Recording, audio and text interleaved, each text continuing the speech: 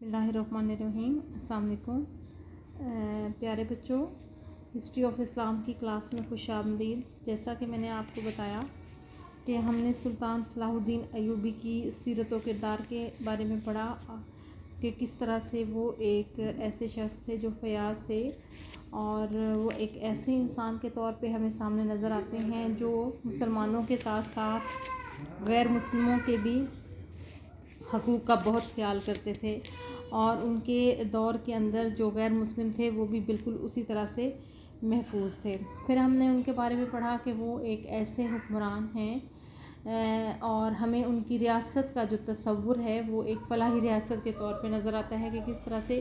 फ़लाही रियासत का क़याम जो है वो अमल में आया और लोगों की फ़लाह व बहबूद के लिए काम किए गए, रिफ़ाए आमा के काम किए गए और इस तरीके से कि मदरसे मुख्तलिफ़ बनाए गए, मुख्तलिफ़ तरह के शिफा खाने बनाए गए जहाँ पर जो है मुख्तलिफ़ लोग जो हैं अपने अपने काम जो हैं सर अंजाम देते थे। जैसे अगला हम इसका हिस्सा पढ़ेंगे। इस हवाले से हम कहेंगे कि सुल्तान ने मिस्र और शाम के अंदर जा बजा सराय और शिफा खाने जो हैं वो बनाए। इसी तरह सुल्तान के कायम करदा एक शिफा खाना जो कि काहिरा के अंदर मौजूद था, काहिरा में बनाया गया था, उसने बहुत ज़्यादा शोहरत पाई और जिनमें मरीज़ों के लिए पलंग होते थे जिस पर हर तरह से उनको मतलब जो है चादरें, तकिए वगैरह रखे जाते थे और औरतों के इलाज के लिए अलग से डिपार्टमेंट जो है वो मौजूद था, यानी कि ख़वातीन जो हैं उनका इलाज अलग किया जाता था। इसी तरह से हम देखते हैं कि तो वहाँ पर जो काम करते थे या जिस तरह हम आजकल डॉक्टर है बिल्कुल उसी तरह से कुछ उनके मुलाजिम भी रखे जाते थे। जैसे आप कह सकते हैं कि डॉक्टर के नीचे कंपाउंडर वगैरह होते हैं वो काम करते हैं या नर्सेज हैं, बिल्कुल उसी तरह का इंतज़ाम होता था। और इसके अलावा जो है दवाएँ जो हैं वो मुफ्त जो हैं दी जाती थी और शिफा खाने जो हैं वो अलग से कायम किए गए। शिफा खानों का मकसद ये था कि इन शिफा खानों का मकसद ये था कि आवाम की जो है फ़लाह व बहबूद का ख्याल रखा जाए। इस हवाले से हम देखते हैं कि सिकंदरिया का शिफा खाना जो है वो बहुत ज़्यादा शोहरत का हामिल था। हस्पतालों के अलावा प्राइवेट तौर पर भी इलाज मुआलजा की आसाइशें मुयस्सर थीं। इसी तरह से हम देखते हैं कि मिस्र और शाम के इलाकों में नूरुद्दीन का दौर हो चाहे सलाहुद्दीन का दौर हो, हमें तमद्दनी और तहज़ीबी हवाले से ये अदवार जो हैं बेहतरीन अदवार के तौर पे हमारे सामने आते हैं। रफ़ाए आमा के काम किए जाते थे, लोगों का जो रहन सहन था वो बहुत उम्दा था, उनकी आदत बहुत अच्छी थी। इसी तरह से हम इब्न जुबैर उंदलस से मिस्र शाम की सियाहत के लिए आया तो उसने मिस्र के एक शहर जिसका नाम सिकंदरिया था उसका जो नक्शा खींचा है उसमें हम देखते हैं कि वो इस हद तक वो कहता है खूबसूरत शहर है कि उसने इससे पहले कोई इतना खूबसूरत शहर नहीं देखा। वो कहता है कि जिसकी इमारतें हमने आज तक कोई ऐसा शहर नहीं देखा जिसकी सड़कें जो हैं सिकंदरिया से ज़्यादा चौड़ी हों और जिसकी इमारतें जो हैं सिकंदरिया की इमारतों से बुलंद हों या जो इस तरह कदीम और ख़ूबसूरत हों। यहाँ के बाज़ार जो थे वो बहुत शानदार हैं और शहर जो हैं वहाँ के अज़मतों में से एक वहाँ के मदरसे और शिफा खाने हैं। वो कहता है शहर के बाशिंदों की खसूसियत ये भी है कि यहाँ के लोग जो हैं वो दिन रात काम में लगे रहते हैं। शहर के बाशिंदों के मुकाबले में यहाँ पे मस्जिदें बहुत ज़्यादा हैं। बाज़ लोग समझते थे कि यहाँ पे मस्जिदों की जो तादाद है वो 12,000 तक है। सुल्तान की तरफ से जो है हर इमाम मस्जिद को वजीफ़ा जो है वो दिया जाता है। इसी तरह से शाम के एक शहर हलब की भी उसने बहुत तारीफ़ की है। हलब वाकई ही खूबसूरत है और ये शहर मैंने ख़ुद देखा है। शाम में खाना जंगी से पहले एक दफ़ा मैंने वहाँ का विज़िट किया था और ग्रीनरी के हवाले से अरब के अंदर ये है कि जब आप अरब ममालिक में जाते हैं तो ज़्यादातर अरब ममालिक की बात कर रही हूँ, वहाँ पे इस तरह से सब्ज़ा नहीं है, लेकिन कुछ इलाके बहुत सरसब्ज़ हैं जैसे यमन है, जैसे ताइफ है। लेकिन इसी तरह से हम देखते हैं कि यहाँ पे कुछ इलाके जो हैं وہاں پہ بہت زیادہ سبزہ ہے، جن میں ہم نے دیکھا کہ حلب کا علاقہ بہت خوبصورت تھا،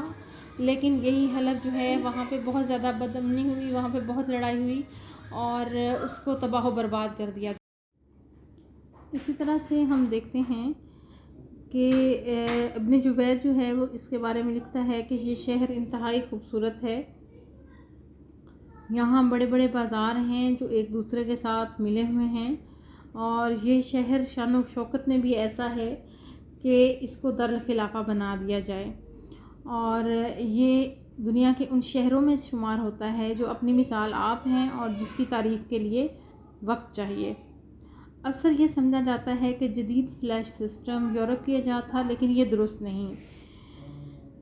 ابن جبیر جب دمشق پہنچا تو اس نے اپنا مشاہدہ جو ہے وہ یوں بیان کیا کہ دمشق اور اس کے مضافات میں، یعنی کہ دمشق اور اس کے ارد گرد کے علاقوں میں 100 حمام اور 40 طہارت خانے ہیں، اور ان سب میں پانی بہتا رہتا ہے۔ مسلمان اپنے عروج کے زمانے میں صفائی اور لطافت ثقافت کا بہت خیال رکھتے تھے، اور یہ وہ آخری دور ہے جس میں مسلمانوں کی علمی، تہذیبی اور تمدنی کمالات کے عروج اور اعلیٰ حیثیت کا اندازہ جو ہے ہمیں پتہ چلتا ہے ان سیاحوں کے تبصروں سے، جنہوں نے یہاں پر قیام کیا یا جنہوں نے یہاں پر یہ شہر دیکھے، وہ ان کی خوبصورتی سے بہت زیادہ متاثر ہوئے، اور انہوں نے جو ہے اس کی شان جو ہے اس میں وہ خوبصورت الفاظ استعمال کیے، اور جس طریقے سے کہا کہ اس شہر کے اس حد تک خوبصورت شہر تھا کہ جس کی مثال دنیا میں نہیں ملتی۔ اسی طرح سے ہم دیکھتے ہیں کہ سلطان صلاح الدین ہندوستان اور افغانستان کے شہاب الدین غوری اور مراکش کے حکمران کا ہم اثر تھا، جس کا نام یعقوب تھا۔ دوسری طرف ہم دیکھتے ہیں کہ یورپ میں جو لوگ تھے یا یورپ میں جو حکمران تھے مختلف علاقوں میں، جیسے جرمنی کا فریڈرک تھا، فرانس کا فلپ تھا، اور انگلستان کا رچرڈ شیردل تھا، اس کے ہم اثر تھے۔ لیکن جو شہرت، جو عزت اللہ تعالیٰ نے سلطان صلاح الدین کو بخشی، وہ کسی کو نہیں کا مقدر نہیں بنی۔ جس طرح سے اللہ تعالیٰ نے ان کو کامیاب کیا، جس طرح سے ان کو اللہ تعالیٰ نے کامیابیاں عطا کیں، اس دور میں ہم دیکھتے ہیں کہ کوئی بھی شخص ان کی ہم عصری کا دعویٰ نہیں کر سکتا تھا۔ ایک مشہور مورخ اس کے بارے میں لکھتا ہے کہ اس کے ہم عصر بادشاہوں میں اور صلاح الدین ایوبی میں ایک بڑا عجیب فرق تھا۔ بہت سارے بادشاہ ایسے گزرے ہیں جو اپنی شان و شوکت، اپنے جاہ و جلال کے سبب جو ہیں انہوں نے اپنی ایک عزت، اپنا مقام بنایا ہوا تھا، اور جو ہے اس سے انہوں نے عوام سے محبت اور ان کے معاملات میں دلچسپی لے کر ہر دل عزیزی کی جو شہرت ہے، یا جو ہر دل عزیز بادشاہ کے طور پہ ابھرا، تو وہ ہمیں صلاح الدین ایوبی نظر آتا ہے۔ چاہے وہ جنگ کے اندر اس کے کارنامے ہوں یا علمی حوالے سے ہم دیکھیں، اور جس طرح کہ کل ہم نے ایک پورا تفصیل کے ساتھ ایک پیراگراف تھا جس میں بتایا گیا تھا آپ کو کہ کس طرح سے علمی ذوق اور اشعار کا بھی اس کو شوقین تھے، اور ان کے وہ مطالب بخوبی جانتے تھے۔ اسی طرح سے ایک مورخ جو کہ بہت تعصب پسند ہے، جس کا نام مچارڈ ہے، اور یہ فرانس سے اس کا تعلق ہے۔ انگلستان کے بادشاہ جس کا نام رچرڈ شیردل تھا، اور سلطان کا موازنہ کرتے ہوئے رچرڈ کے بارے میں لکھتا ہے کہ تاریخ میں جگہ حاصل کرنے کے وہ لائق نہیں ہے، بلکہ بہادری کے افسانوں اور قصہ کہانیوں میں۔ لیکن سلطان کے بارے میں مچارڈ جو ہے وہ یہ لکھتا ہے کہ رچرڈ کے مقابلے میں جو شجاعت کے ساتھ ساتھ سلطان صلاح الدین ایک مضبوط کردار کا حامل شخص تھے، یعنی کہ ان کا کریکٹر مضبوط تھا۔ اگرچہ وہ تعصب پسند بھی ہے، لیکن اس کے باوجود جب رچرڈ شیردل جس کے انگلستان کا بادشاہ ہے اس کے ساتھ وہ موازنہ کرتا ہے، تو اس کے مقابلے میں وہ سلطان صلاح الدین کو جو ہے بہت زیادہ پسند کرتا ہے، اور کہتا ہے کہ سلطان صلاح الدین ایوبی جو تھے وہ ایک مضبوط کردار کے حامل شخص تھے، اور جو رچرڈ شیردل ہیں ان کے افسانوی قصے ہیں بہادری کے، اور ایک طرح سے جو ہے ایسا ماحول بنایا گیا اور ان کے جو ہیں افسانے جو ہیں تراشے گئے۔ اسی طرح سے ہم دیکھتے ہیں کہ وہ اپنے نفس پر بہت قابو رکھتا تھا، اور اس کی 2 خواہشیں تھیں، ایک حکومت کرنے کی اور دوسرے قرآن کی فتح حاصل کرنے کی۔ وہ تمام امور کی نسبت نہایت عدالت سے کارروائی کرتا تھا۔ ہر چیز میں وہ ہمیں ایک ایسا شخص نظر آتا ہے جو معتدل تھا، اور جنگ کے ہیبت ناک نظاروں کے دوران بھی وہ ایسی جو ہے علامات، اگر اس میں ہم دیکھتے ہیں کہ لوگ جو ہیں وہ جلد بازی کا شکار ہو جاتے ہیں یا وہ اپنے حواس کھو دیتے ہیں، لیکن سلطان صلاح الدین ایوبی ان تمام باتوں کا مقابلہ جو ہے نہایت خندہ پیشانی سے کرتا، اور ان کے اندر یہ چیز موجود تھی کہ معاملات کو وہ سمجھ جاتے تھے اور سنبھال لیتے تھے۔ جیسا کہ کل میں نے ایک واقعہ بتایا جس میں تھا کہ کئی دفعہ ایسا ہوتا تھا کہ سلطان اگر بیمار بھی ہیں اور لیکن اس کے باوجود وہ خیمہ کے اندر موجود ہیں اور وہاں سے جو ہے ہدایات دی جا رہی ہیں۔ اسی طرح سے ہم نے دیکھا کہ سلطان کئی دفعہ بالکل دشمن کے اندر جو افواج کے اندر وہ موو کرتے رہتے تھے، وہ ایک جگہ نہیں رہتے تھے، اور اکثر دشمن کی افواج کے بالکل قریب چلے جاتے۔ اس میں لوگ پریشان بھی ہوتے تھے کہ سلطان صلاح الدین جو ہیں ان کو اب خطرات لاحق ہیں، لیکن اس کے باوجود سلطان جو ہیں ان تمام چیزوں ان کو ذہن میں رکھتے ہوئے بھی، ظاہری بات ہے ان کو ان خطرات کا بھی اندازہ تھا، لیکن اس کے باوجود وہ دشمن کے چالوں کو سمجھنے کے لیے اور دشمن کو جو ہے پسپا ہونے پہ مجبور کرنے کے لیے بہت قریب سے بھی اکثر اوقات جو ہے جائزہ لیا کرتے تھے۔ اس کے علاوہ انہوں نے کچھ نئی ٹیکنیکس یا نئی چیزیں بھی متعارف کروائیں، جیسا میں نے کل آپ کو بتایا تھا کہ ایک دفعہ جب ایک قلعے کا محاصرہ کیا گیا اور وہ قلعہ فتح نہیں ہو رہا تھا تو سلطان نے کیا کیا کہ لکڑیوں لے کر ان لکڑیوں کو آگ لگا دی، جس سے قلعے کی جو دیواریں ہیں آگ لگنے سے بہت کمزور پڑ گئیں، تو اس کی وجہ سے سلطان کو جو ہے کامیابی نصیب ہوئی۔ اسی طرح سے ہم دیکھتے ہیں کہ سلطان جو ہے ان کے کردار کے حوالے سے ہم کہیں تو ان کے کردار کے بارے میں ایسے اشخاص جو کہ بہت تعصب پسند ہیں، جس میں مچاٹ کا میں نے ذکر کیا، وہ بھی بہت اچھی رائے رکھتے ہیں، یعنی کہ وہ باوجود خواہش کے اور باوجود اپنے تعصب کے سلطان کے کردار کو سراہتا ہے اور کہتا ہے کہ سلطان جو ہیں ایک مضبوط کردار کے حامل شخص تھے۔ تو یہ ایک بہت بڑی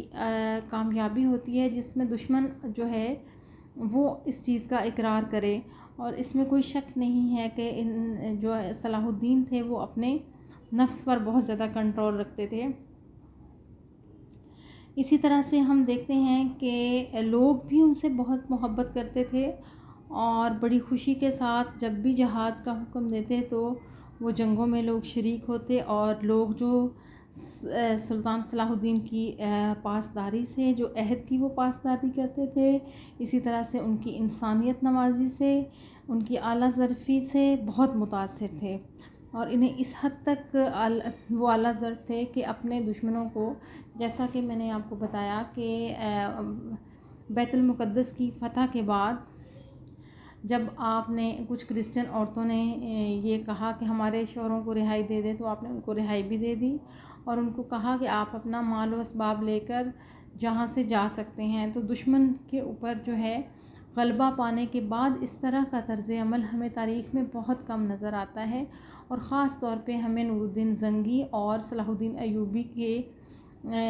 کردار کے حوالے سے ہم دیکھتے ہیں کہ ان کے اندر یہ صلاحیتیں موجود تھیں، اور یہ ان کی اعلیٰ ظرفی تھی کہ دشمن پر بہت دفعہ قابو پایا اور دشمن کو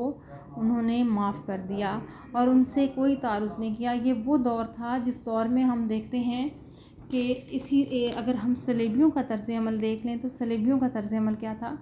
کہ صلیبی جو ہیں ہر حوالے سے، جیسا کہ آپ کو میں نے بتایا کہ ان کی کوشش ہوتی تھی کہ وہ سختی کا اظہار کرتے، مسلمانوں کو اس حد تک مارا کرتے جب ان کو، جیسے مثال کے طور پہ عکا کا شہر جب ان کے قبضے میں آ گیا صلاح الدین کے، تو عکا کے شہر کے اندر انہوں نے اس حد تک تباہی مچائی کہ مسلمانوں کو جو ہیں مرد اور خواتین، ان کو مرد جو ہیں ان کو جو ہے قتل کر دیا گیا یا ان کا گوشت تک کھایا گیا۔ اسی طرح سے خواتین کے بارے میں ان کو غلام بنا لیا گیا، لیکن سلطان صلاح الدین ایوبی ایون کئی جگہ پہ صلیبی جب بار بار ان کے اپنے علاقوں کے اندر جو مسلمانوں کے ساتھ ملتے تھے، نواحی علاقے تھے، صلیبی وہاں پہ اگر ایسی کارروائیاں کرتے تو سلطان صلاح الدین ایوبی جو ہیں ان کا بڑے بھرپور طریقے سے جو ہے جواب دیا کرتے تھے. جیسا کہ اس کی ایک مثال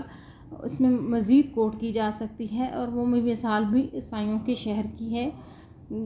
یہاں کا حکمران جو تھا وہ کرسچن تھا. اس کے برعکس عیسائیوں کے صلیبیوں کا کئی دفعہ ان علاقوں میں بھی جہاں پر صلیبی غالب تھے یا صلیبی حکمران تھا، تو یہ اس حد تک تباہی مچاتے کہ وہاں کے جو حاکم ہوتا تھا، حاکم شہر تھا،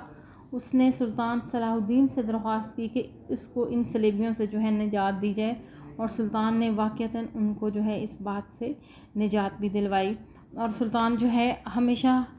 جو کمزور تھا اس کے حق کے لیے آواز اٹھاتے. سلطان کے بارے میں ایک اور چیز جو تھی، وہ کئی دفعہ مقدمہ جو ہے اگر کیا گیا کسی قاضی کی عدالت میں، عدالتیں بالکل ہر طرح کے دباؤ سے آزاد تھیں. عدالتیں قاضی جو خلیفہ وقت تھے یا سلطان تھے ان کے خلاف بھی فیصلے جو ہیں کیا کرتی تھی، اور سلطان جو ہیں اس میں عام لوگوں کی طرح بالکل حاضری دیا کرتے تھے، اور اپنا جو بھی ان کا درمیان جو جھگڑا یا معاملہ ہوتا تھا اس کو حل جو ہے جس طرح سے انصاف کے اصولوں کے مطابق جو ہے اس کو حل کیا جائے، اور سلطان اس کو ہمیشہ جو ہے پسند کرتے تھے. اسی طرح سے ہم دیکھتے ہیں کہ ان کی حوصلہ مندی اور ثابت قدمی کا اندازہ ہمیں اس بات سے بھی ہوتا ہے کہ یورپ کی تمام قوتیں مل گئیں. جرمنی کے لوگ مل گئے، فرانس کے لوگ مل گئے، اور انگلستان کے بادشاہ، مطلب یہ تمام جو بڑے بڑے نام تھے اس دور کے، اور جن کے بہت اپنی طاقت پہ گھمنڈ تھا، اور ان کی کوشش یہ تھی کہ ہم جو ہے ارض مقدس سے مراد ہے یروشلم یا بیت المقدس کو جو ہے ہم نے آزاد کروانا ہے. اور اس کے لیے انہوں نے اپنی تمام صلاحیتوں کو صرف کرتے ہوئے، انہوں نے اپنی تمام صلاحیتوں کو اکٹھا کرتے ہوئے یہ لوگ مسلمانوں کے خلاف حملہ آور ہوئے. مسلمانوں کے علاقوں پر بار بار انہوں نے قبضے کرنے کی کوشش کی. کئی دفعہ مسلمانوں کی جو فصلیں تھیں ان کو تباہ کیا گیا، لیکن اس کے باوجود جو ہیں جب بھی سلطان صلاح الدین ایوبی جو ہیں وہ برسر اقتدار تھے، جب بھی وہ اپنے ملک کا دفاع کر رہے تھے، تو سلطان صلاح الدین ایوبی جو ہیں کبھی بھی انہوں نے کمزوری نہیں دکھائی. جب بھی ان کے لیے ان کو بلایا گیا اور انہوں نے اپنے بھرپور طریقے سے ان کا جو ہے جواب دیا، اور تنہا سلطان جو ہے ان کا مقابلہ کرتے رہے. عیسائی جو ہیں اپنی بہت ساری انہوں نے کوششیں کی کہ ہم اس علاقے کو واپس لے سکیں، اور اس کے لیے بار بار حملے کرتے رہے، لیکن وہ اپنے مقاصد میں کامیاب نہ ہو سکے. اسی طرح سے ہم دیکھتے ہیں کہ سلطان سے جو ہے آخرکار انہوں نے ایک معاہدہ کیا صلح کا، اور اس معاہدے کے بعد جو ہیں یہ لوگ واپس لوٹے. صلیبی جنگوں نے ثابت کر دیا کہ دنیا میں سب سے طاقتور حکمران اللہ تعالیٰ نے جن کو عزت دی، طاقت دی، شہرت دی، وہ صلاح الدین ایوبی تھے. اسی طرح سے ہم سلطنت ایوبیہ کے زوال کے بارے میں بتائیں گے کہ وہ سلطنت جب تک صلاح الدین ایوبی زندہ تھے یہ سلطنت جو ہے کس حد تک جو ہے طاقتور تھی، لیکن ان کی وفات کے بعد جو یہ سلطنت ہے زوال کا شکار ہو گئی، اور ملک جو ہے وہ مختلف علاقوں کے اندر ہمیں تقسیم ہو گیا. اور یہاں پر کہ ملک العادل جو کہ سلطان کا چھوٹا بھائی تھا، اس نے کیا کیا کہ آہستہ آہستہ تمام علاقوں پر قبضہ کرنا شروع کر دیا، اور مصر اور شام کے علاقے جو ہیں اس نے اپنے قبضے میں لے لیے. اس کے بارے میں کہا جاتا ہے کہ ملک العادل جو تھا وہ ایک نہایت اچھا حکمران تھا، لیکن وہ جس حد تک سلطان صلاح الدین ایوبی نے صلیبیوں کا مقابلہ کیا تھا، اگرچہ اس نے مقابلہ کیا لیکن ان کو کئی دفعہ اس نے شکست بھی دی، اور لیکن پھر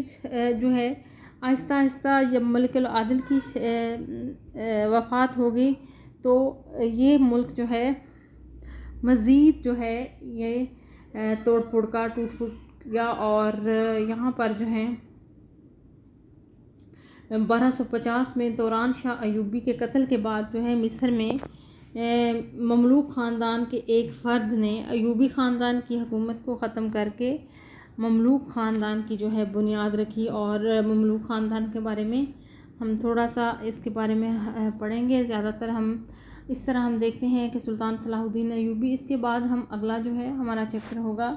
صلیبی جنگوں کے بارے میں کہ صلیبی جنگیں کیا تھی، کب تک لڑی گئیں اور کتنا عرصہ یہ مسلمانوں کے خلاف صلیبی برسر پیکار رہے، اور آخر کار اللہ تعالیٰ نے مسلمانوں کو بہت دفعہ جو ہے ان کے حملوں سے بچایا. کئی دفعہ مسلمانوں کو بہت زیادہ نقصانات سے بھی دوچار ہونا پڑا. لیکن صلاح الدین ایوبی کا جو کارنامہ تھا، جو تاریخ میں آج بھی جانا جاتا ہے، وہ بیت المقدس کی واپسی ہے. اور بیت المقدس جو ہے مسلمانوں کے قبضے میں رہا. اس کے بعد ہم دیکھتے ہیں کہ پھر 19ویں صدی 20ویں صدی کے اندر جو ہیں حالات تبدیل ہونا شروع ہوئے، جب باقاعدہ طور پہ دنیا بھر سے یہودیوں کو لا کر یہاں پر بسایا گیا، اور جو فلسطین کا علاقہ تھا یہاں پر جو ہے ان کو لا کر بسایا گیا، اور یہ علاقہ جو ہے باقاعدہ ایک جو ریاست ہے وہ بنائے گی، جس کو اسرائیل کے نام سے آپ جانتے ہیں. اور یہ بیسیکلی مسلمانوں کا ہی ملک تھا، فلسطین کا علاقہ تھا، اور یہ بہت عرصہ جو ہے مسلمانوں کے قبضے میں رہا. لیکن 20ویں صدی کے اندر ایک باقاعدہ منصوبے کے تحت یہاں پہ ان لوگوں کو آباد کیا گیا.